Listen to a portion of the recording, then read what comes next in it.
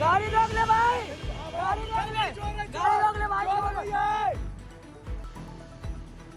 गाड़ी रोक ले, गाड़ी रोक ले, चोर है ये चोर, गाड़ी रोक ले, गाड़ी रोक।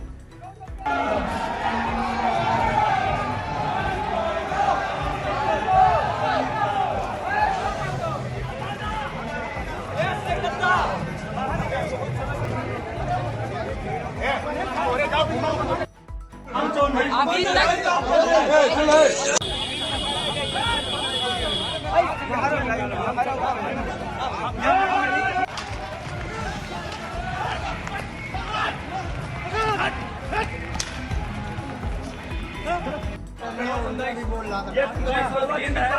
इसमें रात के समय हमारी घटना को जो 46 मिनट हुआ है, यहाँ पर कोई डॉक्टर नहीं।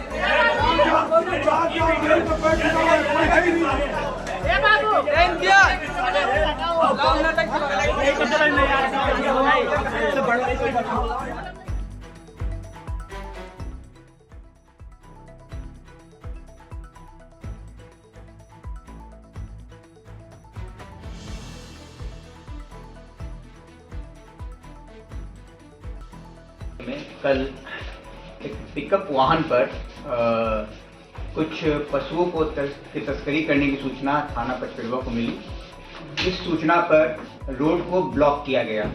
ट्रैक्टर के माध्यम से ट्रैक्टर का ट्रॉला लगा के रोड को ब्लॉक किया गया और जैसे तेजी से आते हुए पिकअप जो संदिग्ध पिकअप था उसने उस बैरिकेड को तोड़ने का प्रयास किया और अपनी गाड़ी को सड़क के नीचे से उतार के जहाँ पे और भी लोग खड़े थे उधर ले जाके भागने का प्रयास किया और पुलिस ने सूझबूझ का परिचय देते हुए उसे रोक लिया और किसी भी तरह की कोई जनहानि नहीं हुई है।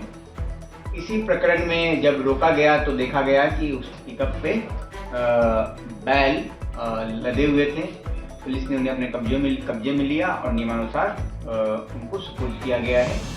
और इसके साथ ही साथ हम लोगों ने इस प्रकरण में उस गाड़ी के ऊपर गाड़ी में 2 लोग पकड़े गए और एक व्यक्ति वहां से फरार हो गया। इन तीनों के विरुद्ध हमने मुकदमा पंजीकृत किया है और इसमें 2 लोग गिरफ्तार किए गए हैं। जो 2 लोग गिरफ्तार किए गए हैं उनके नाम है मुन्ना कुमार यादव पुत्र रमेश यादव, ये बेतिया बिहार का रहने वाला है, और दूसरा कासिम पुत्र सब्बीर निवासी महाराजगंज जनपद का रहने वाला है। और इसके साथ एक तीसरा व्यक्ति भी था और उसे भी जल्द से जल्द गिरफ्तार करेंगे। जो पिकअप वाहन थी उस पिकअप वाहन का नंबर है BR22GC 3256, मतलब ये बिहार का पंजीकरण है और इसे जब्त किया गया है। हम लोग इस पूरे में जो गो तस्करी करने वाले गिरोह का भंडाफोड़ करेंगे। कहाँ से निकला था, कैसे गया था, कहाँ तक जाने वाला था, इसके पीछे शह देने वाले लोग कौन कौन हैं, इन सबकी पहचान करके उनके विरुद्ध कार्रवाई की जाएगी।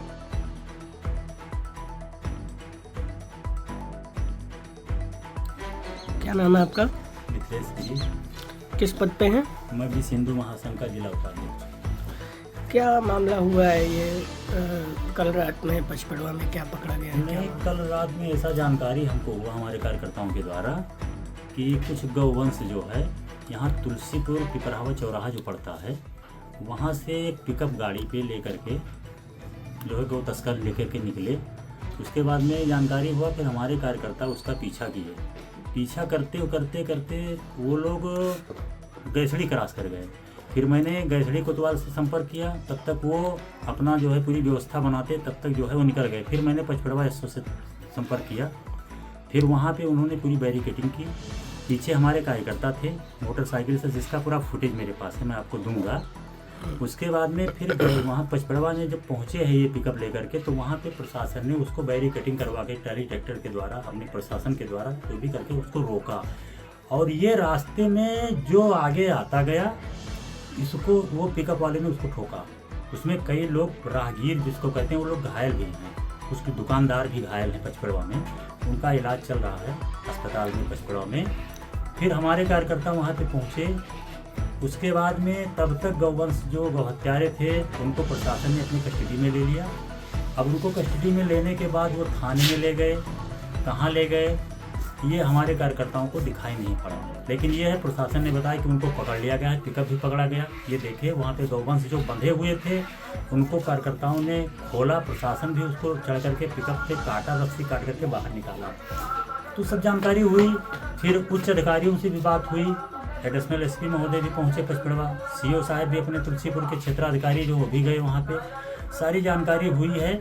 लेकिन ये भारतीय जनता पार्टी की पूज्य महाराज जी की सरकार है कि जहाँ पे गौ हत्या के पूर्ण तरीके से निरंकुश होना चाहिए। अब ये कौन से नेताओं के द्वारा इस हत्या, जो गौ हत्या, हमारे गौ तस्कर इस समय फल फूल रहे हैं, इसका पर्दाफाश करना बहुत ही जरूरी है। क्योंकि ये वही हमें लग रहा है कि जो विपक्ष सरकार में जो कुछ दलाल टाइप के लोग थे जो गौ हत्या करते थे, गौवंश बेच करके पैसा कमाते थे, इस तरीके से हमें लग रहा है कि अपने ही सरकार में, अपने ही नेताओं के द्वारा मुझे लग रहा है कि मिली जुली सरकार है और अपनी ही सरकार को बदनाम करने के लिए इस तरीके से घटना को अंजाम दे रहे हैं। कल रात में क्या कुछ लाठीचार्ज वगैरह भी हुआ? हाँ, सुनिए, उसके बाद में जो हमारे कार्यकर्ता वहाँ पे पहुँचे, कार्यकर्ता थाने में थे, थाने में आपस में बात कर रहे थे कि मुलजिम को कैसे हाजिर करें, कहाँ से क्या करें। वहाँ पे आपस में कोई वाद विवाद था ही नहीं। अचानक प्रशासन पता नहीं किसके कहने के ऊपर उग्र होता है और हमारे कार्यकर्ताओं के ऊपर लाठीचार्ज करता है, जिसका फुटेज मेरे पास है। और जो कुछ लड़के चोट खाए हैं उसका भी फुटेज मेरे पास है, फोटो मैं आपको दूंगा। तो इस तरीके से प्रशासन की भी कहीं ना कहीं मुझे शंका लग रहा है कि कहीं ना कहीं मिली भगत है इस तरीके से। तो इसकी तो मैं आपके मीडिया के माध्यम से, आप लोगों के माध्यम से मैं ये चाहूँगा तो प्रशासन इसका उच्च स्तरीय जांच करवाए और जो दोषी हो उसके खिलाफ कार्रवाई हो। क्योंकि योगी जी की सरकार है, इसमें गौ हत्या पूर्ण रूप से प्रतिबंधित है और ये कहाँ से आते हैं, कहाँ लेके जाते हैं, इसका भी प्रशासन पूर्ण रूप से पता लगाए। तो रात में जो कार्रवाई की गई पुलिस के द्वारा, उससे आप लोग कितने संतुष्ट हैं? अभी हम लोग संतुष्ट नहीं हैं। अभी हम लोग पुनः थाने पे जा रहे हैं। वहाँ पे जा करके हम लोग देखेंगे कि क्या वो धारा लगाए हैं, कौन सा मुलजिम है, कहाँ से आए हैं, किसके नेतृत्व में ये काम कर रहे हैं। मुझे मेन जड़ को पकड़ना है, जिससे आगे चल करके ये घटना ना हो।